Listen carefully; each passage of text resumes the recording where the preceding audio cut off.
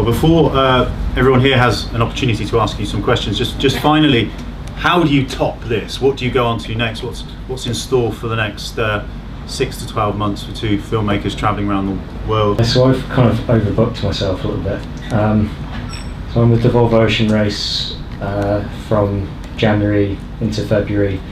I then fly to Nepal to train for Everest. Relatively busy. Yeah, it's ridiculous. It's really stupid.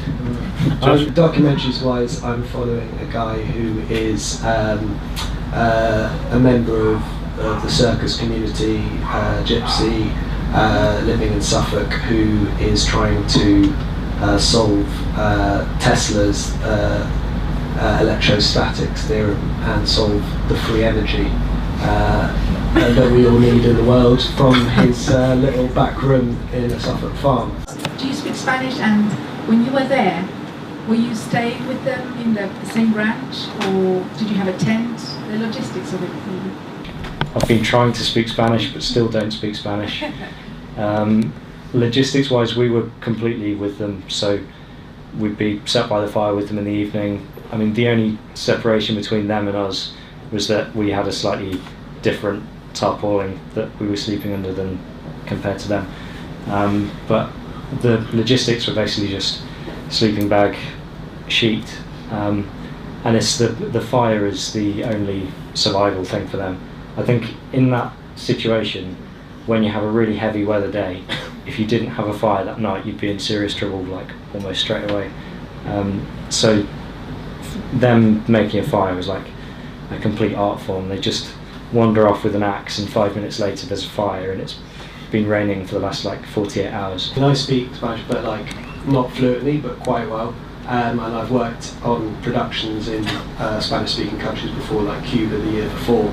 But had I been fluent, as our fixer was Max, who knew these guys and had travelled with the family before, the uncle, in fact, the brother of Papo, he would be the first to tell you, as I do now, that the dialect is so thick. It's like this argot of, there's a lot of Italian in there, there's a lot of like North Spanish, like Basque, like kind of stuff. You'll see that they wear berets. That's the Basque heritage. Very sort of like mysterious, the background to how the Gauchos sort of came about, what's the culture, and their language I think really reflects that. It's a real like hodgepodge of a lot of different things. Say capo, like an Italian, and there'll be English words in there, German words in there. It's a real sort of mix and reflective of, I think, how isolated those communities are. So really they would talk to each other, and when they didn't want us to know, they would just ramp up the dialect, ramp up the accent. And we had nicknames, they gave us like nicknames, Gringo Mantequilla, Gringo Washington, and and if they didn't want to be understood, they would like not be understood. How he came to live there, when he came to live there, whether he went there on his own, whether he lived there with his wife, and how old he was when he first started that lifestyle. 20 years he had built that particular hut himself, his log cabin, and so he'd been there for 20-25 years, and he was 80, but he had been they call them peon, which is you don't own the land like he says, but you run and manage the land for generally a landowner, an estanciero. But this in particular is so remote that actually estanciero owns it. It's not really commercial land, it's too complicated to get the cows to market. So what it is it's just national park, and he has the right to graze his cattle there. And his background, his son died, as he says he has 2 daughters, one of them works in a pharmacist, the other one is a teacher, I think. But I think it was just the one son that he had, and he unfortunately died. He'd been a fisherman. He'd been gauchoing for a bit and then became a fisherman. Some people don't take to it. Was it unexpected that Papo actually proved more interesting in a way than Real? We were expecting to just film Real, no one else. But once we kind of got to know Papo and Diego and Franco, we kind of realised that actually we don't really want this film to be about the death of the culture and one old gaucho representing the entire community. We wanted it to be a kind of representation of change. And I was really keen for Franco to come out as being a kind of metaphor for the future. and it just happened that Papo was such a kind of strong character that he sort of, in trying to film Real and Franco, we sort of accidentally ended up on Papo, just because he's such a strong character and kind of the linchpin, not just to the film but to the whole community, and we felt that that's probably the direction we should go. What Gauchos would say themselves about their own culture, whether they feel a sense of urgency that it's disappearing. And I think it's a reach to say that Real is the very last person to do what he does.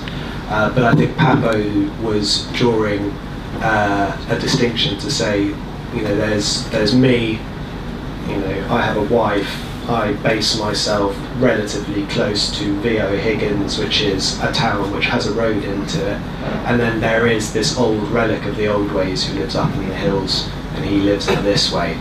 And I think he said, he's the last Gaucho, but in another time he said, I think there's probably in the whole of South America, like the whole of Chile and Patagonia, there's probably only 30 people who are living in homesteads by themselves like that. That was the number that I remember Papo saying to me. The only reason he goes out into the wilderness for that extent once a year is to go and resupply Real.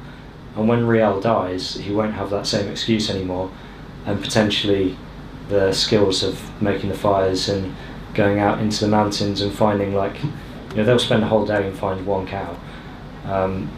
I think he realises that side of things is going to disappear, and it'll become much more like Texas and Kansas, where you have fenced off areas and your cattle are in there. And that's worth reinforcing what Tom said, is that those cows weren't in the corral originally when the corral was broken. They were put into the corral and they escaped out of the corral.